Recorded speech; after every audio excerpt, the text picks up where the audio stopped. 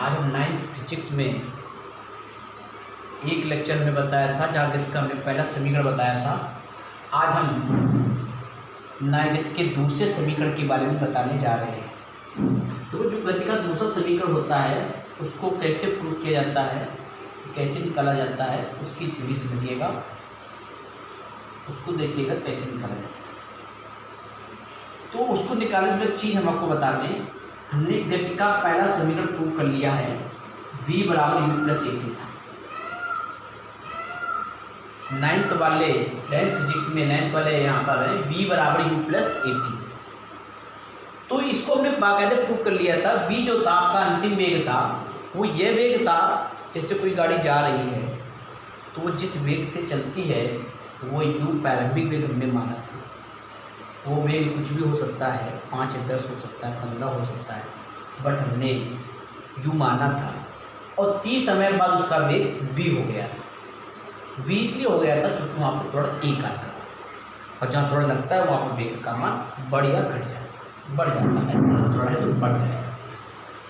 यानी हम ये बता रहे हैं, हमने यहाँ पर बता दिया कि माना कोई कण u वेग से, जो हमने माना था, जब हमने इसको प्रूव किया था तभी ये मान लिया था, तभी ये बात हमने मान ली थी कि कोई कण है u वेग से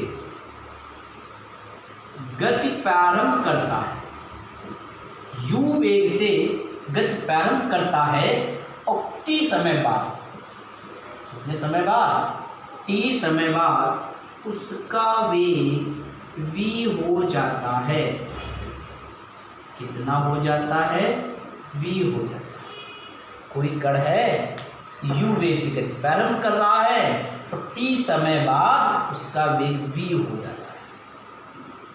तो u वेग से गति प्रारंभ करता t समय बाद v। तो फिर एक चीज बताइए, जैसे u से प्रारंभ किया और v पे एंड किया, तो जो बीच में है, जैसे हमारा ये एग्जाम्पल रहता है, जैसे हम किसी चीज का औसत निकालते हैं, जैसे कोई मैच चल रहा है और पहले ओवर में 10 रन बने, दूसरे ओवर में 5 बने, तीसरे फिर 15 बने, इस प्रकार से हर ओवर में रन अलग अलग बनते हैं। लेकिन जब कुछ समय पश्चात हम सब ओवरों का माध्य निकालते हैं तो एक अलग निकल के आता है, एवरेज जिसको बोलते हैं। तो अगर कोई कण u से चला और बाद में v हो गया, तो हम ये कह रहे हैं t समय बाद v हुआ, तो पूरी यात्रा के दौरान, मतलब पूरी यात्रा के दौरान उसका जो औसत वेग, जो मीन है, वो कितना, मतलब लगभग में हम क्या कह सकते हैं भाई, ये तो नहीं कह सकते कि v से चला रहा, u से स्टार्ट किया तब v हो गया था, लगातार बढ़ रहा था, तो एक औसत निकालते हैं। तो कहने तो इसका औसत वेग जो होता है वो ये होता है u प्लस v बटे 2।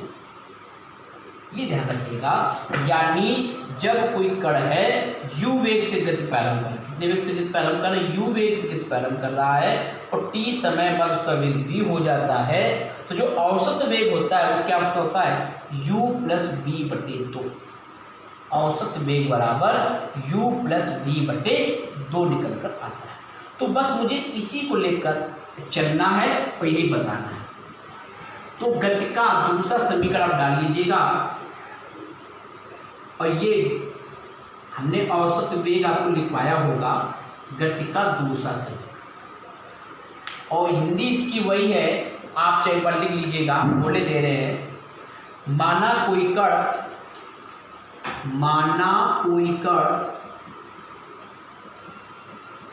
u वेग से, समझिए, जब कोई चीज डेरिवेशन किया करो तो बिल्कुल अपने प्रैक्टिकल से जो हम ही कर रहे हैं, मतलब हम जो फील करके पढ़ रहे हैं, u वेग से गति प्रारंभ करता है, u वेग से t समय बाद उसका वेग v हो जाता है, t समय बाद उसका वेग v हो जाता है। जब t समय बाद v हो गया तो चली गई दूरी भी कुछ होगी, तथा चली गई दूरी s है, चली गई दूरी s है, दूरी दूरी s विस्थापन कह सकते हैं। चलिए तय किया गया विस्थापन, तय किया गया विस्थापन यस है, यस है। तो फिर फार्मूला आता है चाल बराबर दूरी बटे से और वेग बराबर, तो ये फार्मूला होता है औसत वेग बराबर, औसत वेग बराबर विस्थापन, कुल विस्थापन, कुल विस्थापन बटे समय। ध्यान देना भाई, औसत वेग बराबर कुल विस्थापन बटे समय। औसत वेग हमने अभी बताया u प्लस वी बटे 2, u प्रारंभिक वेग और अंतिम वेग जो हो गया है, और बटे 2 क्यों, क्योंकि 2 वेग हैं, 2 वेग हैं तो बटे 2। कुल विस्थापन s और समय आपका t।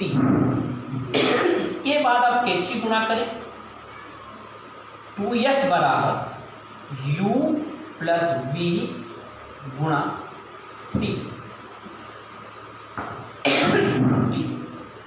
इसके बाद गति का जो हमने पहला समीकरण आपको कराया था, वो समीकरण क्या था गति का पहला, v बराबर u प्लस ए टी। तो यहां हम लिखेंगे गति के प्रथम समीकरण से, गति के प्रथम समीकरण से 2s बराबर u प्लस वी लिखेंगे u प्लस ए टी, और वो कहाँ से लिखा, चूंकि ये हम प्रूव करा चुके हैं, v बराबर u plus A T prove करा चुके हैं। तो ये कितना आ गया, 2s बराबर u प्लस ए टी, और बाहर से ये u है, ये v की जगह लिखा गया है u प्लस ए टी और इंटू टी। इसके बाद गुणा कर दीजिएगा, u कितना हो गया 2u और plus A T square, A T square ये प्लस है। अब यहाँ से s निकाल लो, जब s निकाल लेंगे तो 2 से भाग देंगे, 2 से भाग देंगे, मतलब हर जगह पर 2 से आप भाग दे दीजिए।